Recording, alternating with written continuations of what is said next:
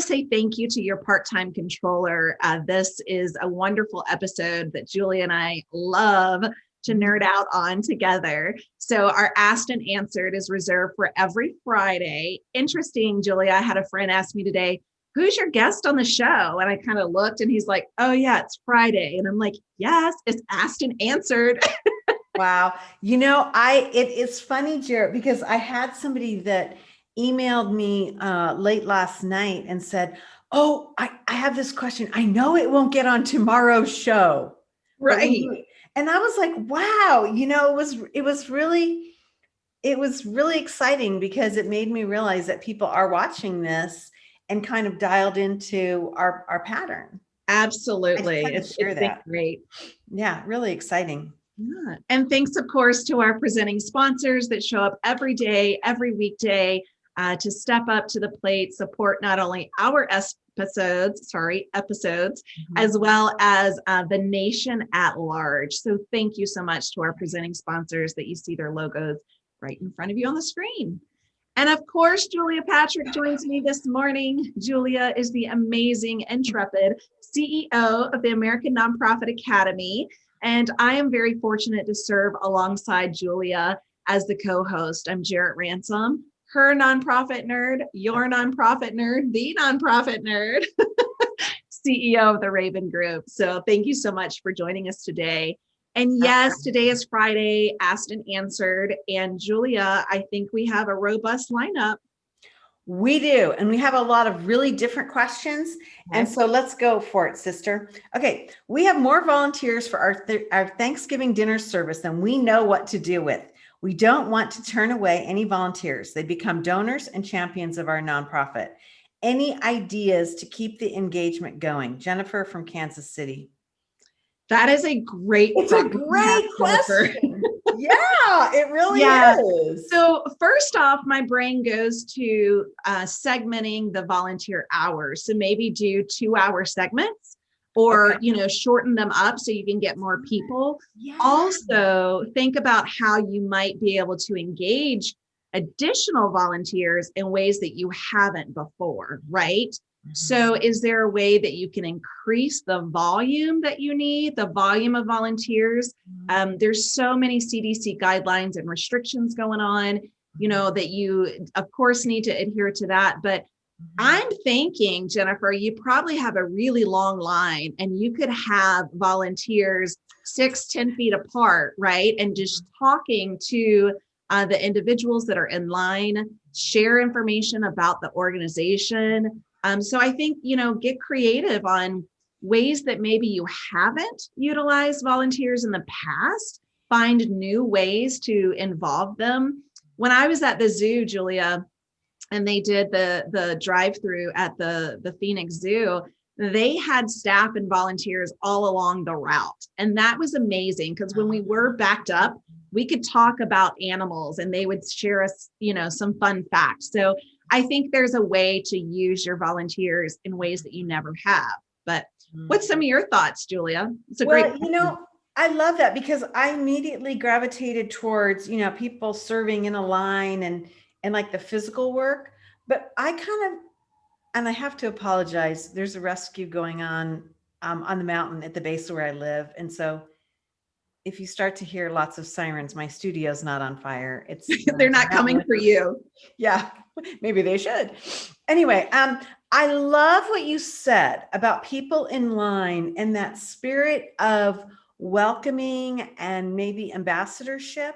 And it's not just like the physical, work that you're doing, but maybe those people that could be like, welcome, we're going to be making sure that everybody's 6 feet apart or, in a kind, warm, generous thing, because I think that it takes a brave soul to go to a food service thing like this. Most clients or guests, when they're at the depths of despair many times when they seek this type of help or service. And so to make them feel welcome and to make them feel like, they're part of a community effort, I think is a really valiant thing to do. And so I like your idea about using them, on that outside piece of it and kind of making it as coming in and going. I have to tell you, on the rubber chicken circuit, I'm always stunned at the number of events, again, prior to COVID-19, where there was no welcome or greeting as people left. I mean, you Right. would buy $1,000 ticket and then you would spend a couple $1,000s inside this event. And it was no one was like from the board or staff at the doors of the ballroom that would say, thank you so much for coming. See you next year or whatever.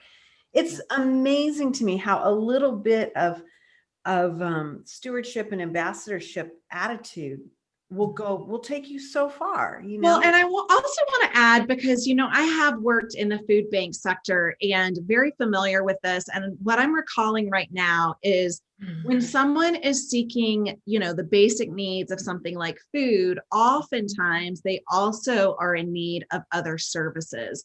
So if your volunteers have a resource pamphlet or a flyer or something, right, about utilities and hygiene and WIC, women, infant, and children, SNAP, supplemental nutritional, food. Yeah. Maybe this is a great time for your volunteers to ask questions about, is there any other resource that we can help to provide?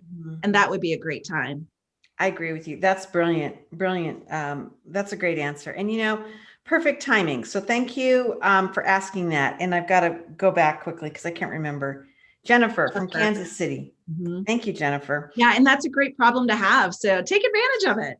I know, exactly. Take advantage of it. Don't ever turn away that volunteer environment when you can create something. And I love that she wrote, our volunteers are our champions. And they become donors. Yeah. Absolutely. Hello.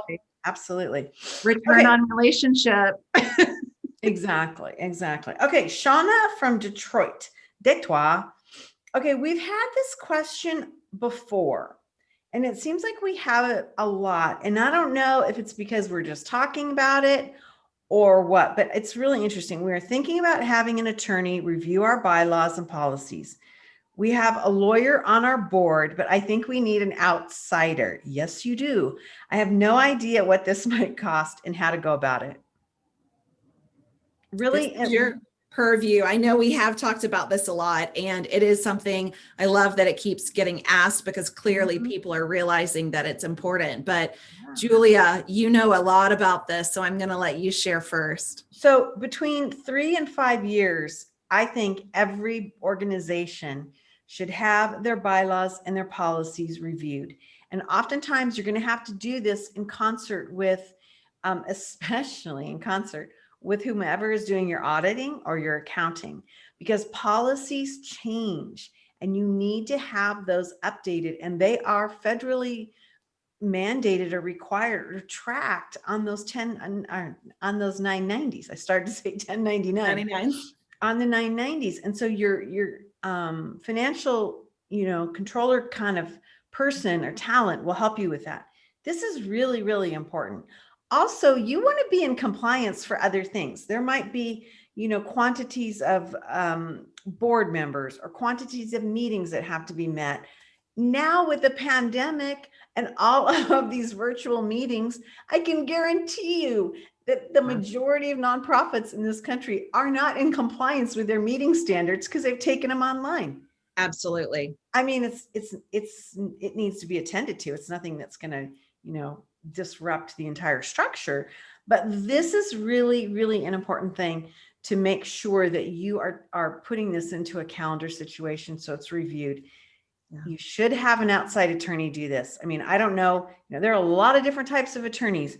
Your attorney that's on your board might be, as I always like to say, a patent attorney. And while they might be super crazy smart, they might not be up on what the nonprofit sector needs to be doing. So there are attorneys that specifically deal with the nonprofit sector, and your rate, depending on the size of your organization and then the amount of work that might have to be done or redescribed, is going to run you anywhere between $3,000 and like $5,000. I think that's a normal, deal.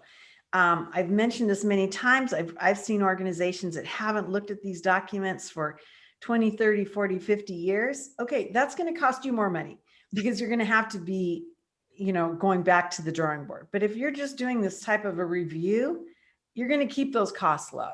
And you're going to have to up level from a dot matrix printer if it's been that long.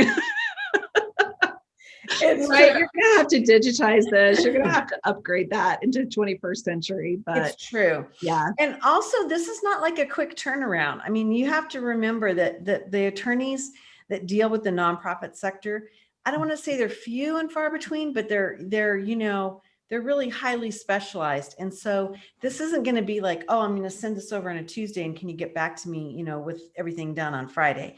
You need to plan some time on this because you want it done correctly. And then hopefully you are using a board portal where this can live.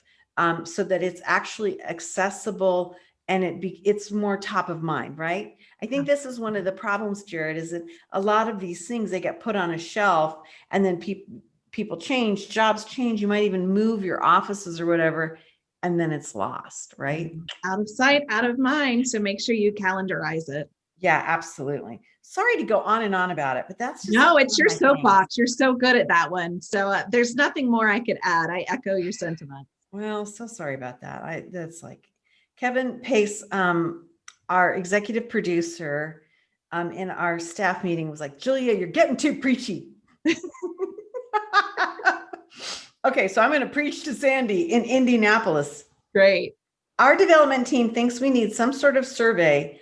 Oh God, we just talked about this like in the show yesterday. Yesterday. Yeah, this is crazy. Okay, our development team thinks we need some sort of survey about who is donating to us. They think it will come in handy with great application or grant applications, funder relationships, and even donors. To be honest, I think this could be expensive and not truly valuable. Can you help me decide? Sandy in Indianapolis, what say ye? Well, I'm going to say, Sandy, your decision is made. If you're asking me, is that this is absolutely a no-brainer. You need to do this. Yeah. And I don't think it's expensive. There are so many systems out there that make it almost costless, right? So it's going to take some time, but think about surveys that you've answered yourself, Sandy, and, take a look at, okay, what was the length of the survey? What type of questions were they asking? What was the format? Were they open-ended? Were they radio buttons? Were they true or false? Were they, there's so many ways that you can curate this survey. We did a survey here at the Nonprofit Show, 10 questions or less, I forget. And it was, of course, optional, right? I mean, we did, of course, have some prizes. So 5 lucky winners that did fill out the survey at random drawing received a book, actually this book that I'm also in the middle of. So Brene Brown is my Audible book, and this is Robots Make Bad Fundraisers, thanks to Stephen Shattuck. So there could be ways, honestly, Sandy, where you could entice your donors to get back to you in a timely manner. So I say do it. You will not get the information if you don't ask. And depending on your donor database, your constituency records, you may have enough, that you can make a phone call to. So think about that. This may not be, only an electronic survey. You could also do this as a volunteer call bank. Your board calls can be made to these individuals, especially to, let's say, specific individuals within a donor segmentation. So I say you need to do it. Absolutely. I agree with you. I'll witness to you that when you wanted to do this, I was like, really? I was like, oh my God, one more thing I have to do for Jarrett Ransom, the nonprofit nerd. Hey, right? when talent's this good, you've got to jump through hoops, Julia. Well, I was like, kill me now. I don't have time for this. This is stupid. I know what's going on. Okay. I did not know what was going on. I thought I knew. I had opinions, but when we got that survey, I know, really, I have to witness to your expertise. I was like, holy moly, or as we say in my family, holy vaca. I was like, I couldn't believe what the data was saying. And we had a strong enough, response group. And so it really taught me that, smart as I think I am, and everything that I think I know, and I presuppose what's going on. That I'm smarter. You're smarter. Next question. No, I think that's great. Yeah, I know. I really do. And it really helped us to decide, and make some informed decisions based off of what are the sponsors we want to seek out. And then also, how do we want to shift and shape our own episodes to meet your needs, right? So Yeah. go back, Sandy, to your donors' needs. What is it that they are willing to tell you so that you can shift and shape for them moving into the next year? And we even had 2 guests on this week that we're talking about. So Danielle Snelson and Jason Champion, he might have been on last week, but both of them said, you need to ask your donors what they want to see for auction items at your events. And I was like, really? And they're like, yeah, you might have, you don't have to ask a bajillion of them, but yeah, find out. Are people more interested in European vacations? So we were talking about, at one point, travel packages, or are they interested in, outdoor experiences or whatever? And I thought that was really interesting because I was like, oh my gosh, I have never heard of that before. I mean, I've never heard of that type of engagement, and shame on me. We should be doing that. So Shame on you. I know, shame on me. See, I should have been listening to the Nonprofit Nerd all the time. Okay. This is a good question because this has to do with intellectual property.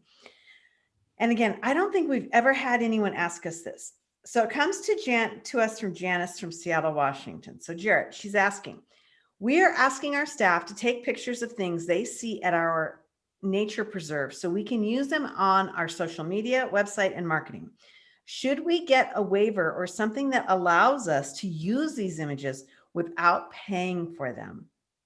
Ooh, that's interesting. And Julia, you've got a publishing background, so I'm really interested to hear from you. But before I pass the microphone your way, I want to speak personally. When I have traveled, Janice, everywhere I go, I always find a nonprofit. It could be a preserve, it could be a park, it could be a litter cleanup, right? Or it could be that I'm walking down a main street and here's a building of a nonprofit. So if you follow my Instagram handle, a nonprofit nerd, shameless plug, right? You'll see these images. And on occasion, the organization will message me and ask my permission to share that. And I always say yes, but they do ask my permission. Now, I'm not a staff, right? I'm not staff of them, but it is something on social media that I have shared, tagged them, and they've asked if they could reshare or use it in another, format, maybe on their website or on a blog. So that's been my personal experience as the person taking the photo. But Julia, with your publishing background, what is the golden rule on this? What's the etiquette? So really the performance or best practice would be that you have a 1-sheet, simple document, nothing too hard to understand, written in plain English, not legalese, that says, that you are giving permission for this image to be used in these different ways: social media, email communications, website, marketing, everything that you can think of. Because you don't want to get into a situation whereby that somebody comes back and says, wow, you put that on the cover of and for that. The other way that you should use this is that you should use this if you have an organization where you have a privacy concern. Meaning, let's say you are dealing with, and there are 2 things to think about. Children under the age of 18 has one compliance. Children, and then minors under the age of 21. There's another subset to that. So you want to be able to communicate to your organization that there are things that they can't photograph, right?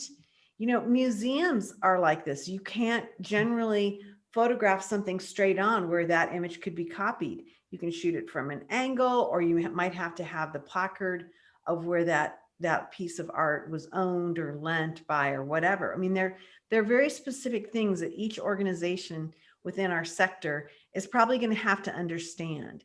And so that is a really important thing. I think that the way we are moving in society, in the visual nature of things, the more images, the more still images, the more video you get, it's fabulous. It makes your sites more robust and fun. And I think a lot of your employees will really enjoy it. I think it'll be a fun thing. But yes, I think there should be some sort of understanding that goes about this. It could be a simple policy statement. It goes in everybody's file. HR file. It might get reviewed every year, every, 2 years, whatever, but definitely. I Definitely. agree. And Danielle Snelson did share yesterday during her sponsorship/partnership conversation, really, that storytelling is the big success of nonprofits. And you can do that by visual, images, photos. So I think, it's worth going back to her episode yesterday, Danielle Snelson, and she had some great tips on storytelling by using photography.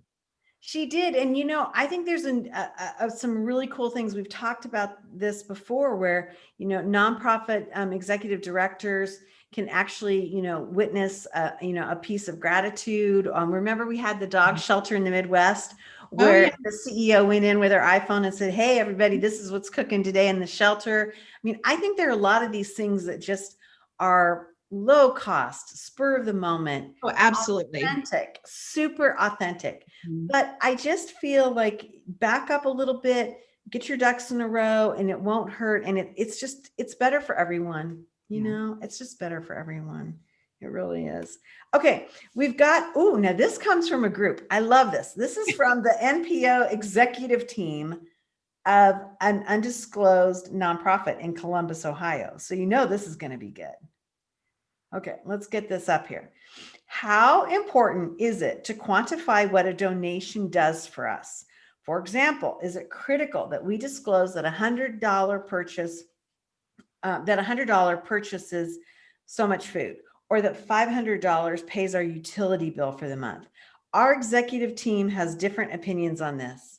So Jared, this is your bailiwick. This is a soapbox of mine, and I see one of my executive coaching clients on the show today. And so I hope you're perking up and listening from South Carolina, because if I didn't drive this home for you, I don't know that I did my job well enough. I say yes, absolutely. It is so critical to demonstrate what a value of a dollar is. So if it's $15, if it's $25, if it's $2,500, I say once, going back to storytelling, right? If you are buying medallions for a kindergarten classroom, let's say how much the medallion is, right? And let's give investors, donors, the opportunity to purchase, in bulk, so to say. If you're doing a graduation ceremony, why not ask for the whole shebang and ask the donor, the company, whomever that might be, to sponsor the entire kindergarten class to purchase these medallions, right? Or for all of the kindergartners in your area, which may be 10 schools, how much is that? And put a price tag on that. We see this often when it comes to, food, meals, things like that, shelter. So, the old, for a cup of coffee a day, you could feed this child, right? Yeah. So once we really do get down to this very granular, very tangible, visual, it helps us, because I myself have gone on to a donation webpage with the mindset of, I can give $25, but then you tell me what $40 does, and chances are I will increase my gift. And that is how most of us are wired. We go in with a predetermined price of how much we will spend. We have seen some of the most altruistic giving and generosity in these last 9 months. So when someone has gone to your webpage, and let me tell you, Giving Tuesday is right around the corner, right? December the 1st.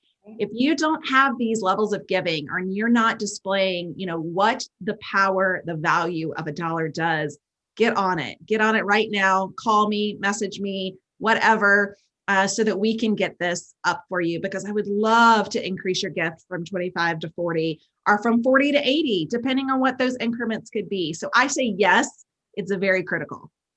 Yeah, I totally appreciate what you just said. And I agree with you. I think it's just, I loved what you just said.